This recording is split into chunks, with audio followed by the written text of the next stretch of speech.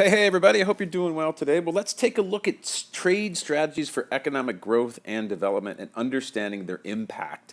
And this is a super short video just as an overview because this is actually a really big topic underneath the umbrella of international trade and economic development. Like, what do developing countries do in order to promote growth and development, right? So these growth strategies are economic policies and measures designed to gain growth, and development strategies are economic policies and measures designed to achieve human development. In other words, to improve the well-being of people.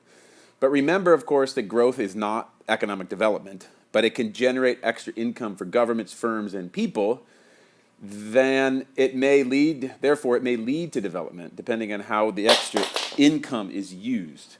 So let me just give you an overview of some of the strategies for economic growth and economic development that developing nations can use. They are as follows: import substitution, industrialization, often referred to just as import substitution or ISI, export promotion, or export-led growth, or outward-oriented growth strategy. This import substitution strategy is seen as an inward-looking growth strategy. There's trade liberalization, bilateral and regional preferential trade agreements, and diversification in terms of exports. So in the following videos, you are going to see each one of these particular topics laid out for you in an in-depth fashion with an evaluation that goes along with it, or things to think about in the evaluation. These strategies are all right and they're all wrong, and they all benefit some and they all work against others. And really the balance here is for governments to figure out what might be best for them.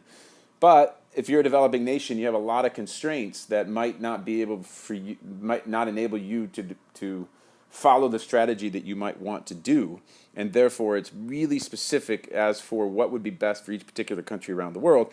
And then I like to think of the developing nations as like this hovering parent who has the power to like persuade the developing nation to do something that it might not want to do out of need. And developed nations are all good and fine, and they provide a lot of the basic needs and necessities that developing nations might want. But if you are the president of a developed nation, how did you get there? You got there by being elected and freely elected, and you were trusted by your electorate to look out for the best interest of your people, not the best interest of the developing nation. And so right there you see the conflict, and you see how the self-interest of the developed nation might come in conflict with the developing nation. So anyway, I hope you see how all of these things are going to roll together. I hope this is a very useful video for you to see the trade strategies for economic growth and economic development.